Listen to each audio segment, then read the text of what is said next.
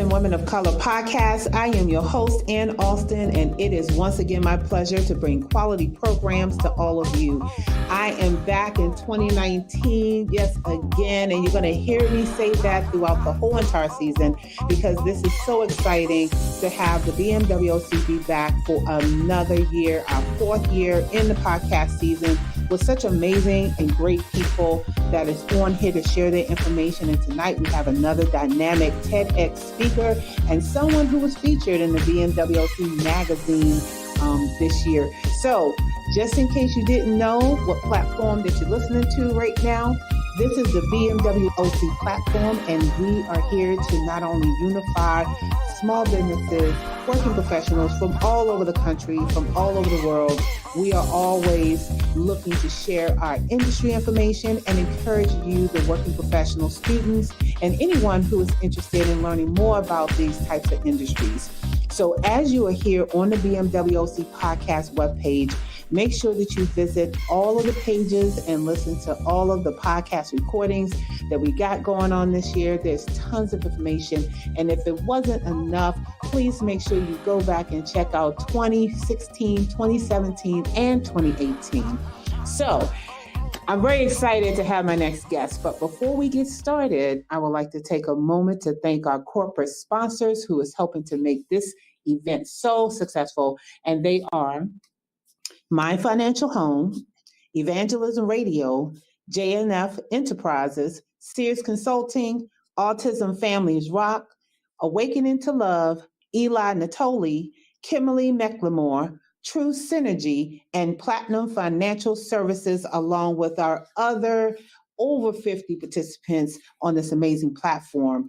So we're going to get right into it because I am so excited to have someone who I featured in the January 2019 magazine TEDx and Science and Engineering issue of the BMWOC magazine. We're going to have Michael J. Penny here, and he is a chief advisor and a combat veteran of Iraq and Afghanistan, where he served in the United States Marine Corps Infantry with the 3rd Battalion, the 7th Marines, and he was deployed twice to Ramadan, Iraq in 2015 through 16 and 2017. Michael he re-enlisted, I should say, during his second tour and was transferred to Quantico to become a weapons instructor. He is also certified as a combat marksmanship coach, trainer, instructor, trainer. That's a whole lot that he has been doing during his tenure. And he's also a former school instructor where he trained in marksman, small arms weapons, and foreign weapons. Now, fast forward into today, he is also a TEDx speaker, he's going to be talking about there, and he's going to be talking about the creator of the 5-paragraph business plan. So let's get right into it. Michael, welcome to the podcast. Hey, thank you for having me. I appreciate it. No problem at all. So, of course, I had to say all of that about you, but you know what? I would like to hear the story from you, a little bit about your background growing up, and how did you get into the Marines? Sure, I enlisted straight out of high school. I kind of made a pact with myself when I was young that I was going to live my life as if you're watching it in a movie, and I hope that everyone's hanging on the edge of their seat. So I've just always been drawn towards the chaos and the challenge, and Marines was a perfect fit for me coming straight out of high school for a guy who wanted to go see the world. So, and I was also one of those where I took the ASVAB, which I don't even think that we have the Armed Services Vocational Aptitude Battery any longer, but the recruiter's like, you can do whatever you want, man. I said, I want to be infantry. It's like, why the heck do you want to do that? I wanted to join the infantry, even though we were in the height of the war. This is back in 2003 when I first got recruited. Then I joined the military in 2004. And I was just straight out the gate, just super gung-ho, wanted to go and join the infantry. I was always, how do I put it? I was cautiously optimistic about joining the Marine Corps infantry because I knew that I could learn a lot and I would be around really great people, very tough individuals, stoic individuals. But honestly, nothing could have prepared me for all of the immediate in-your-face on-site leadership training that I got firsthand. And that was probably the best experience going through the military. Yeah, that was going to lead up to my next question was, what was the biggest thing that you received by being in the military? But I kind of want to take a step back. So where originally are you from? I was born and raised in Midland, Michigan, which is in the middle of your right hand. Because, people from Michigan always have to show the map. So, yeah. Okay.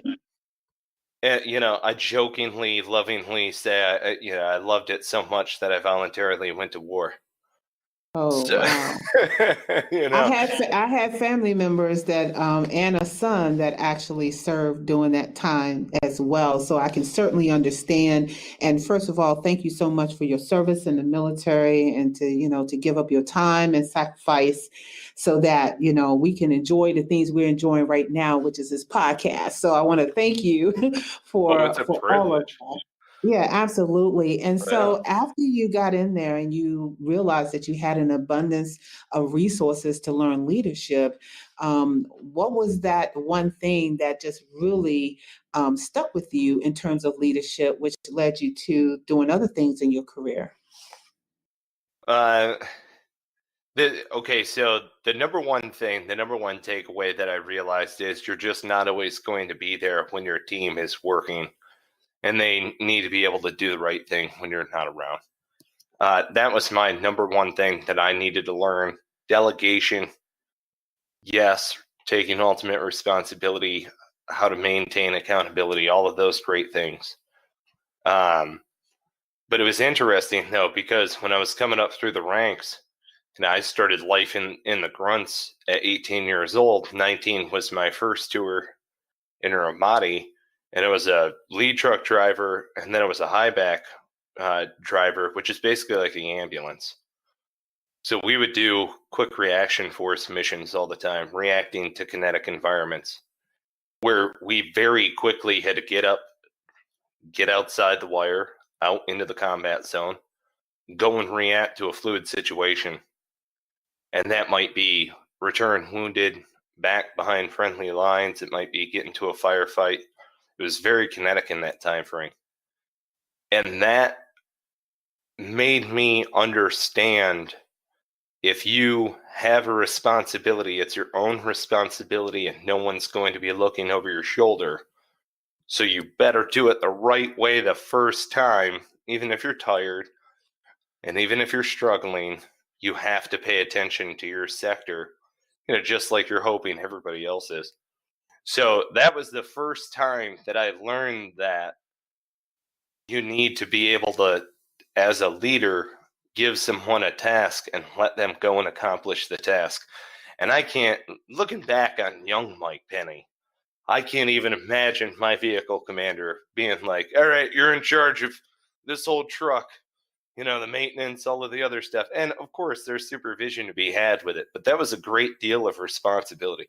If the truck doesn't leave the wire, the whole team is stuck inside of the wire. It is a very big responsibility to be in charge of the one piece of equipment that gets you into the fight.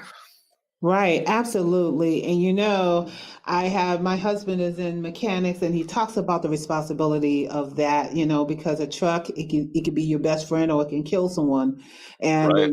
I definitely understand that. My son also who served in the US Marines has often talked about how crucial it is to get things done the right way and the first time, because you don't have time for anything else. And I definitely appreciate that. And I think that's also a good discipline practice for anything that you're doing, whether it's, you're in the Marines or the Army, or you just working a job or have a business.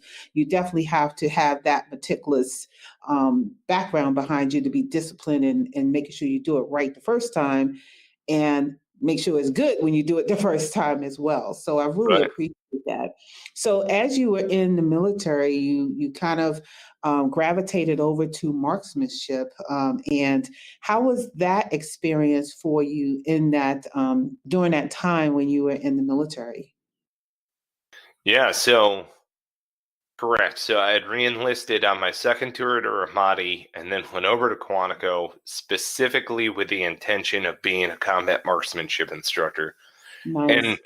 to fellow Marines in there, there's a reason why I re-enlisted overseas, right? Because at that point, they're giving out tax-free bonuses while you're in combat zones, and also you have a better chance of getting a green light on where you want to go next.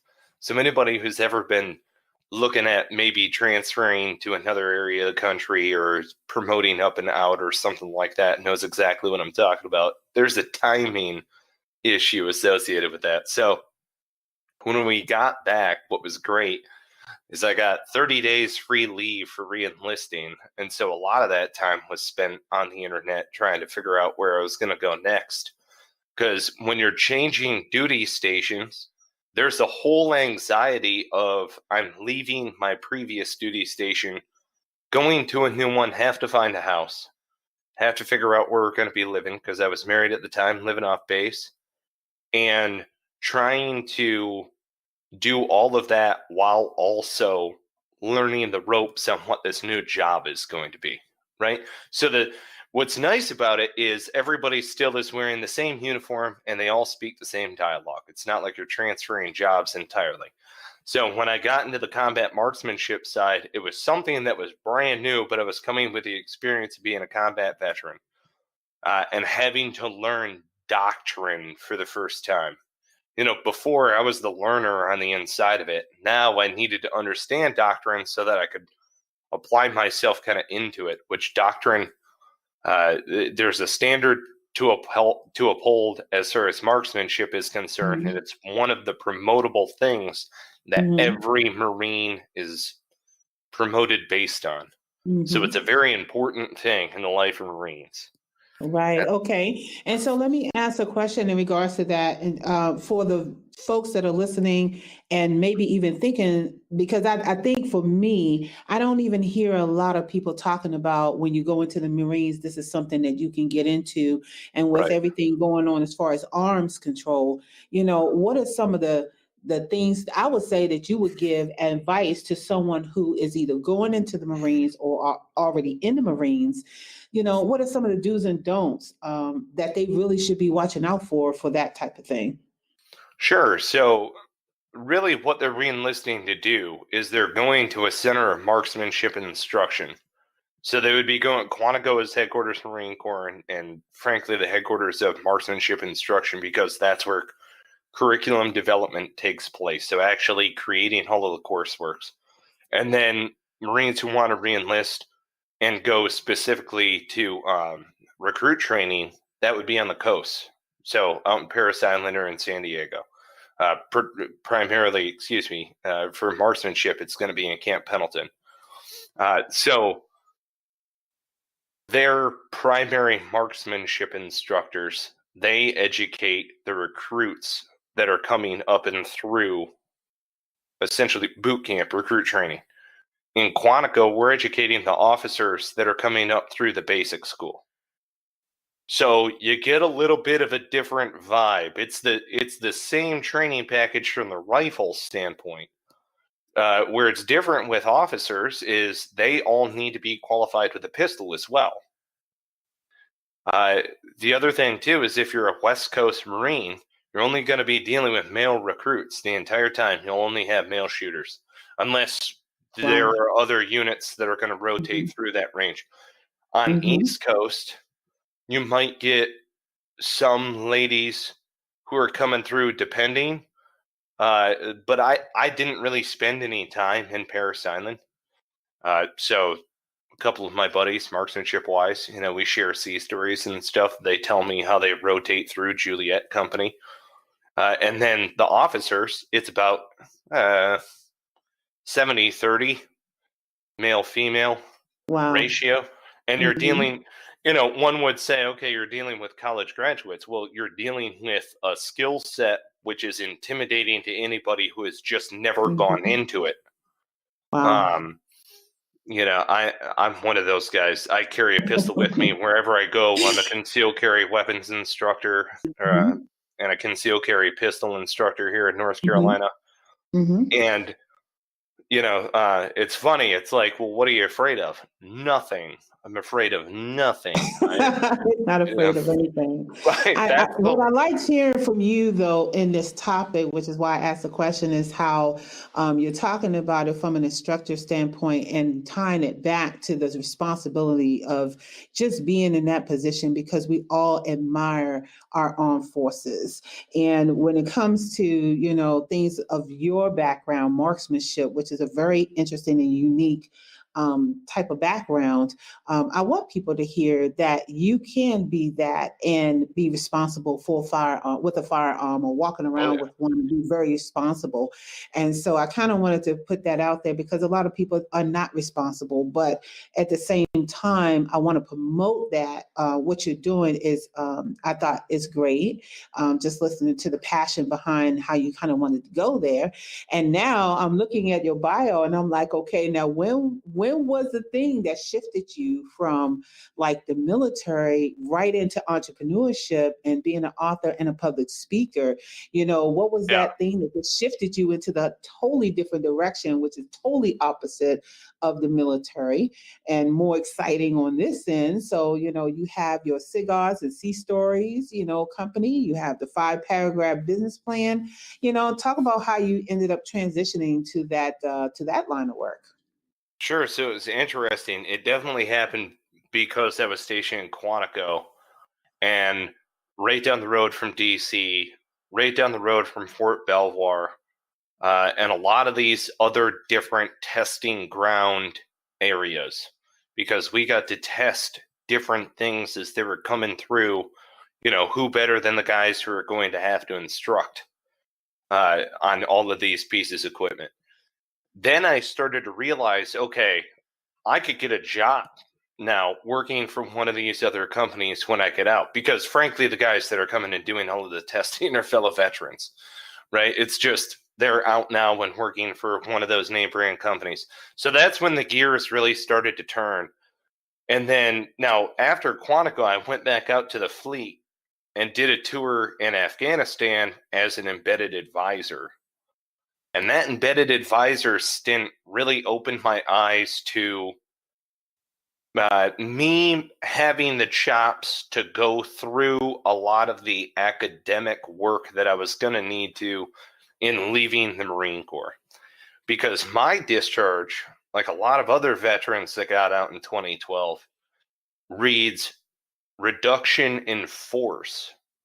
So I've got, I have an honorable discharge, don't get me wrong, but they put Mm-hmm. things, there's a block in there as to the Mm-hmm. reason, right? Reduction in Mm-hmm. force. This is the first time since Vietnam that happened. So it was Wow. interesting. There were a lot of us who wanted to stay in the military and wound up getting out of the military. Now, I had a plan before I got home from deployment. I created a patent while I was overseas, snail mailed it home, got a provisional patent waiting for me by the time I got home, all just through mail drop and drawings on graph paper. Because when I was in Afghanistan with our team, and it was a great experience looking back on it, right? You have 12 guys, you have 83 Afghans, alone and unafraid, away from the flagpole, essentially. And you have to be, as I like to put it, the mariniest Marine. You have to look the part. The You can't, Marine. yeah, you can't look like I do now with my beard and my long hair and all sorts of stuff. Can't do that now. So, Okay. but this plays a huge critical role in how I became an entrepreneur, because when I got Mhm. out, I realized that I could do my own thing. I was Yes. running a patrol base as the highest ranking man. I was a sergeant. I was 25 years old. So I went from fighting in 3 combat tours, 2 wars, and in these weird, unique situations with a skill set. I went to Disney marksmanship course, which that paid dividends when I was downrange. All of these different unique experiences because I took the reins of my own military career. And there are a lot of other people that are out there who just kind of go through the motions because they think it's the needs in the military, and it's not. It's your career. And I say that because there were times where I needed to really assert myself in the military, and this helped me out in a huge way, because when I got out of the military, I had that patent in my hand. I went from Camp Pendleton to Boston in 4 days and was sitting in a college classroom. That's amazing, Michael. First of all, let me just applaud the fact that you even did a patent. I have yet to speak with anyone out of the 200 and some people in this podcast that actually talked about taking what they knew, that's, their talent or whatever it is in their brain to create, and putting out a patent and planning it to the timing of when you're going to be leaving. And I loved exactly what you said, that the military, although the military is, this United States military, but it's still a career. It is something that you control and you navigate through, and not just going through the motions. And just seeing something, even one little line that says reduction in force, is pretty much the same as working a 9-to-5 job in a civilian world and they tell you that you're laid off. Yes. And I can't tell you how stressful that is for a lot of people, and that they need to understand. And I think a lot of people need to understand that career preparation is key to everything. It is key to making sure that you're not unemployed for long periods of time, or that you are not going to be homeless. And I need people to rewind and hear what you said for the last 2 minutes of how you took the reins of your own military career and you decided to do something with it. So what was the impact of this patent? You had this patent and now you're out there, you're out of the military. Now what? So, oh, wow. All right. So I'm going to school. I'm studying entrepreneurship. And UMass Boston has a great venture development center in there. It's fantastic. There are plenty of people in the VDC who were great mentors along the way. And that was, of course, one of my chief things that I needed to do, was go find mentors. I knew that going into school. I immediately went to the head of the Venture Development Center, who steered me towards the entrepreneurial director. And when I banged on his door, David, he'll remain nameless, but I knocked on David's door, and he'll tell you that because I'm super passionate. I just am. I mean, it's one of those things. I don't have sharp elbows. Mm-hmm. I just want to keep moving forward. Yes. And it's funny. Okay, so quick little backstory before I get into David. I waited for Sergeant Major by his office door until he came back from Chow and said, "Sergeant Major, with all due respect, you're employing me incorrectly." And he was stunned, shocked. He's like, "Okay, this will be good." Walks me into his office. And this is back while I was in the Marine Corps, right before I went on my third tour. And it was, I'm either going to go into MARSOC, I'm going to go Scout Sniper, I'm looking at potentially doing blue to green, going into the Army, doing something, and they put me in mortar platoon, and that's just not going to fly, right? Kind of a deal. So I laid it out. Here's my resume, essentially, for Sergeant Major. And he goes, "Okay, we're standing up the advisor teams. Ever heard of them?" And that's what steered this ship. That's a critical maneuver on my part for where I'm at right now, because my entire business that I'm doing right now is based on that moment. Because fast forward to David's door, I'm knocking on his hatch going, "Hey, what's up? I just got here. I'm going to study entrepreneurship with you."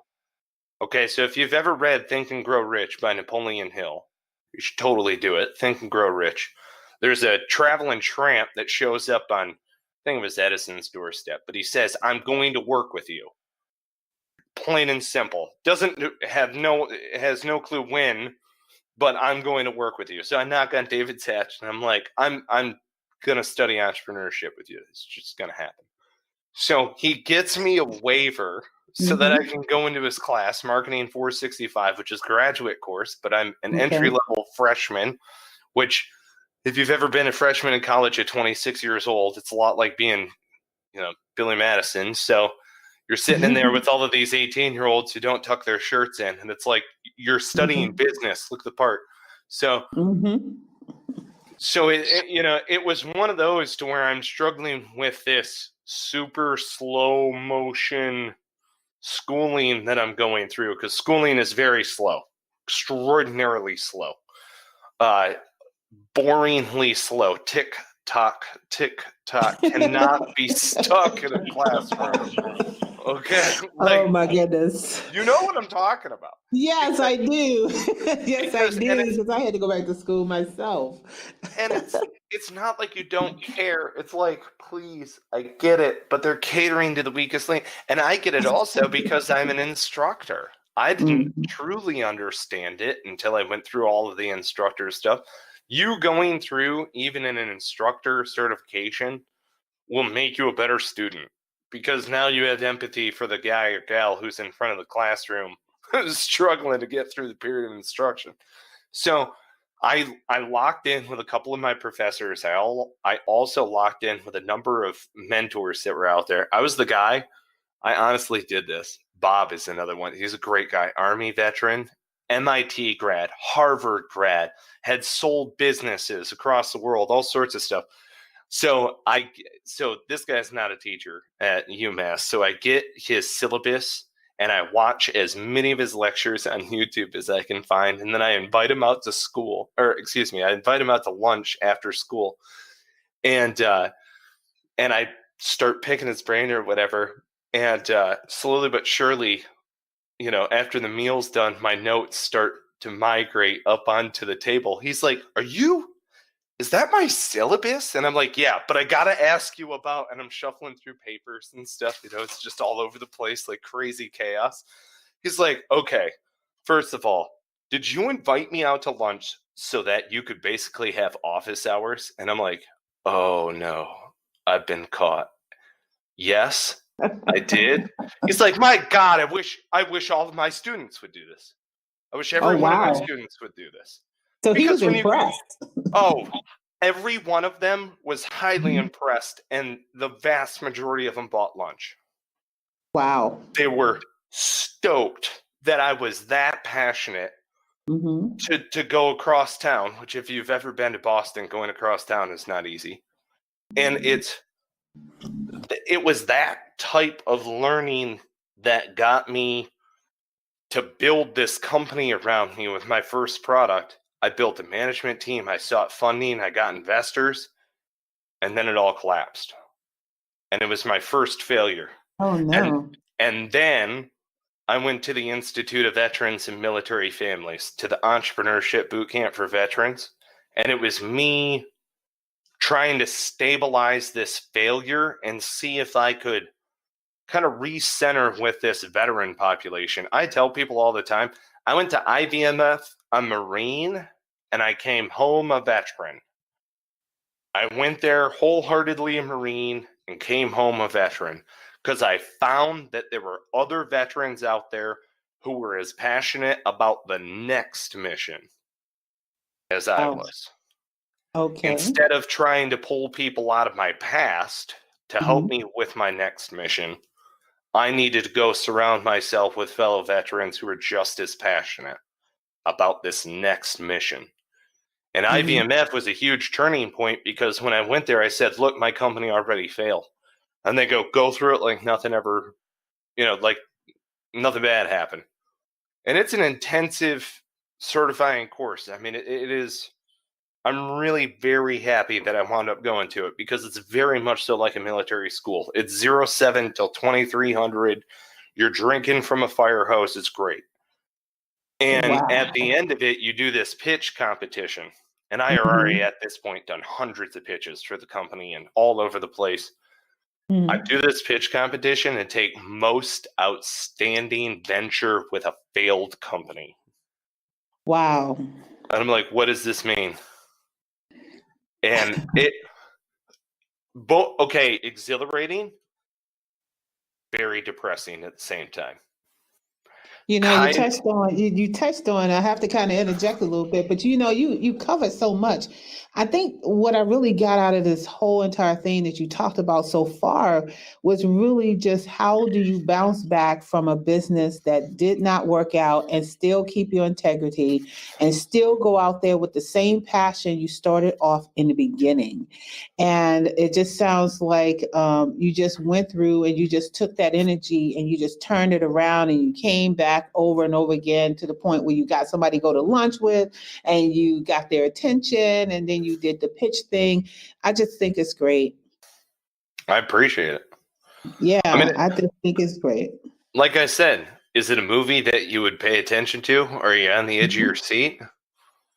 You know, because it's always, I need to get out there and I need to, Mm-hmm. it's one of these things, right? We're always playing the balance. When do we need to get out there and expose our work? And when Right. do we need to go into that work mode and shut off the outside world and Mm-hmm. really hunker down and focus on something? And that was a crucial thing for me to understand. Trying to balance paying attention to current events and working on your stuff does not happen. You're either going to work and be passionate about what you're doing and let the rest of the world fall by your wayside. You know, don't get me wrong. I mean, I have a family. I'm a father of 4 and a husband and all of this. I'm just saying the other outside buzz that's going on. You know, when people are going, "Did you catch the latest episode of blah blah blah or binge this?" I'm like, "No, frankly, I have no idea what the heck you're talking about," which is fantastic. You know, because it means that I'm focused on my Yeah, work. I that's right. You got to turn off cable sometime, so that you can like focus on what you're doing. And so let me ask the question, is this like one of the big crucial things that led you to create the 5 paragraph business plan? Yes. And what exactly does it do and how does that impact the veterans or customers that you are working with on this venture? So a 5 paragraph operations order is the basis for everything that we do in the military. Schools that we go to, our uniform, our haircuts, everything is all in 5 paragraph operations order.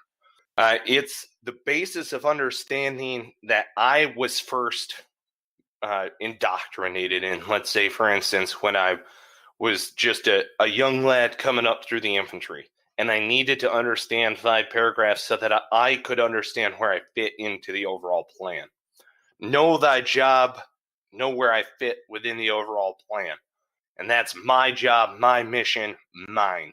No one else gets it, right? And I needed to understand that.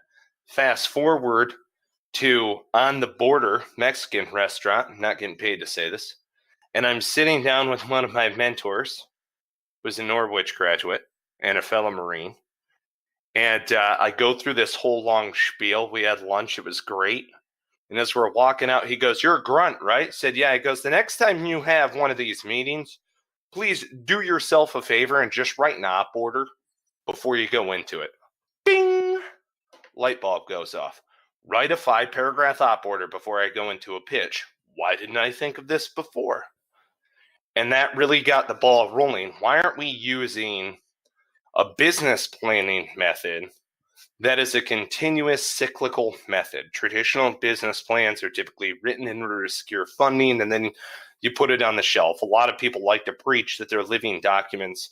Very rarely do people read business plans. Okay, great. 5 paragraph was created with the intention of briefing your plan to hire so that you can get the green light, and to your subordinate leaders or your team members so that you can go out and commit action. Okay, there's a crucial step in there. This is a business plan for entrepreneurs. Can the entrepreneur use it? Yes, of course, because that's the vision that is at the top with 5 paragraphs. So how this works from a general perspective is you have your leadership at hire writes a 5 paragraph, and every subordinate leader down the chain of command draws elements out of that higher business plan to construct their own, just like how we do it in the military. And that is why it is so powerful, is because it is very simple, and yet it carries everything across to keep the whole organization all moving on one page. This is how you gain accountability. This is how you get buy-in, because that transparency shows to all of your people, well, okay, they actually thought it through. They put down the time and effort on paper and into a presentation, which when you get the book in your hands, you'll see. If you go to 5paragraph.com, get the book in your hands, you'll see there's a pitch deck in there where it's all, I purposely go from soup to nuts, how you can literally take the vision of your organization, whether you think you have it or not. When you get the book in front of you, you'll see it's a technical manual. It's a workbook. Right. Yeah, a lot of, I would say a lot of individuals who are small business owners don't really understand the power of a business plan, and you kind of hit the nail on the head for that. And, just for those who are listening and catching this podcast recording, what I'm hearing is that, this plan that you have is really like slash business pitch, slash business plan, slash work order, slash this is what you need to do, slash let me understand what you're talking about document. And Right. And yeah, a lot of people are finding different ways in order to do a business plan or to find a way to write down a method in which to operate something. And I think that is such a great idea that you have created something specifically for military operations, for them to find a way to say what it is that they're trying to say and articulate it in a way that is simple and understandable. So kudos to you for creating that Thank you. platform. Yeah, and it's something where my fellow veterans, they're like, oh yeah, I use 5paragraph all the time. And they've been using it successfully in their different practices. I originally constructed it thinking that it might be something that fellow veterans could see benefit in. And then immediately my first client out the gate was a big organization, Medical Mutual Insurance of North Raleigh here, that sells medical malpractice insurance all across America now. And when we first got together, it was one of these, how do I do this? How do I break out of 7 to 23 states? How do I make big numbers kind of a deal? And I had bumped into the head of business development. He is the senior vice president over there. Great guy. Just struck up, hey, immediately saw the benefit of 5paragraph because he himself was reading Simon Sinek's Leaders Eat Last. And I love his work. Love the Golden Circle and a lot of these other things. I draw influence from Simon Sinek. I draw influence from Peter Drucker and from Stewart and from Edwards Deming and a lot of these other different management professionals that are out there. But I do that because in explaining what 5paragraph is to a civilian audience, I always get feedback. Oh, you mean like Plan, Do, Check, Act? Plan, Do, Check, Act. It's been around it's been around for a long time. You see, I chuckle because that is not, I mean, that could be like a thought, but it's not really going to get you where you need to, to articulate in a plan for sure. Well, right. So it's a management method that is being taught and has been taught for a long time. Same way, and that's been taught since the 30s into the 40s, and then later on you start to see Drucker come into the scene, and he starts to talk about the knowledge worker, and then you start to see Gifford Pinchot, who coins the term intrapreneur in 1978, and then throughout the 80s you start to get this revisal of the Plan, Do, Check, Act top-down tier system that Jack Welch puts into effect in GE. And at the end of the 80s, the early 90s, you see the 5paragraph operations order get changed from a linear battlefield, World War II, conventional warfare, to a small unit battlefield. Remember when I went back to, you've got to, as a leader, be able to delegate and then let that person take the ball and run with it. And you're not going to be around to be able to micromanage them all the time. In fluid scenarios, in fluid situations, in remote worker situations, in expansion situations. How do you how do you manage all of that chaos? The template that you use has to be super simple, and that's where we're going with this. So if we Okay. can manage global operations in the military using this simple method, then why can't we manage global operations in a corporate setting doing the same thing? And so the same mission that I had as an advisor to assess, train, advise, assist, I purposely implement here in the business world. Our mission is to assess, train, advise, and assist your team in the implementation of 5-paragraph business plan. And that is planning, executing, and then you debrief and you gather the on the ground intelligence and you compile it into an after action report. When you gather that debrief, it's all great feedback, but it's got to get prioritized into an after action report. And then all of those leaders come out of the field with their after action reports and do an after action review. And Wow. then you revise your plan. And when you revise your plan, then you can adjust and move accordingly forward. And this is something Fantastic. we're doing it with large organizations, big healthcare Mhm. systems who are achieving magnet status. The Ohio Department of Rehabilitations and Corrections is using it. Mhm. This is something that we are deeply passionate about bringing to the masses and empowering leaders all throughout the corporate sector. But the idea is empower them with something that doesn't allow them to go entirely native. Empower them with something that allows them to lock in to the greater overall mission that everyone is striving to achieve. Absolutely, absolutely. And so, for those that are listening to Michael right now, in terms of the 5-paragraph and anything that he just said, please make sure you reach out to him and get more information. So, Michael, we're getting close to the end of your podcast interview. I want to talk about your book and what you've written and the name of the book. Can you talk about that just a little bit? Sure. 5-paragraph business plan, the Oh, that is a book action-oriented too. business Okay. management tool. Yes. Oh, Well, okay. So it's also a book. Okay. right. So the foundation of it, look, we all circle back to what we know.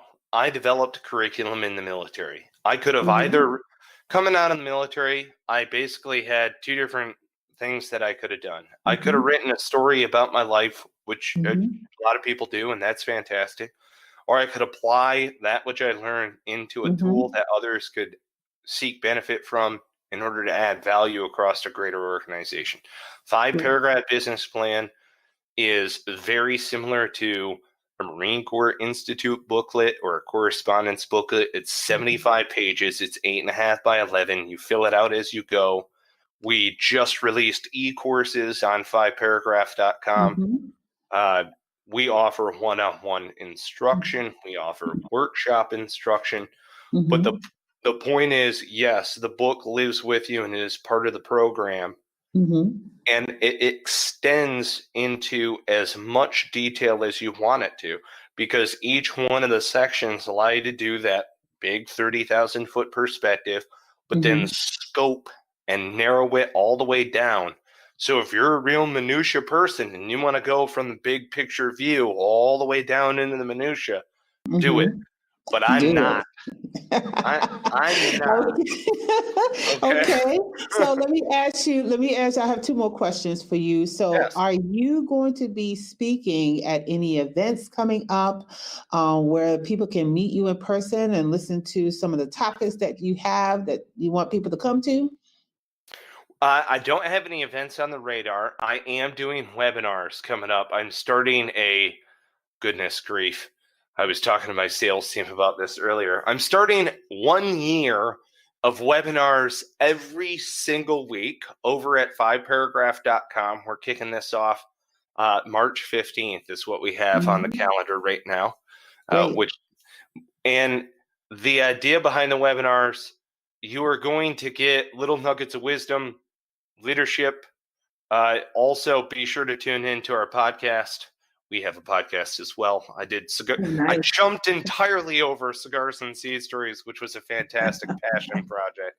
Mhm. But our podcast at 5Paragraph, it's just Mhm. podcast.5paragraph.com. Mhm. Sharing content in 5-paragraph format. So actually going through and doing a very brief We call them fragmentary orders. So each episode is in that fragmentary order, so that you can get a little glimpse. But it's a very quick piece of content. So that's the realm that I'm in right now. A lot more digital marketing and getting my face out there exposure wise. I've been doing a lot of different events and travel and stuff, and that's great. But it can drain on you, as I'm sure you're aware. It can definitely drain on you. I hope the podcast is a good drain. But, it's fantastic. Right. So here's the very last question that I would like to ask you is, what do you need to thrive, either personally or professionally, for you to keep doing what you're doing? What do you need from those who are listening right now? For the listeners, I ask of you to check out 5paragraph.com and share it within your community of fellow business leaders that are out there. You're trying to manage the chaos.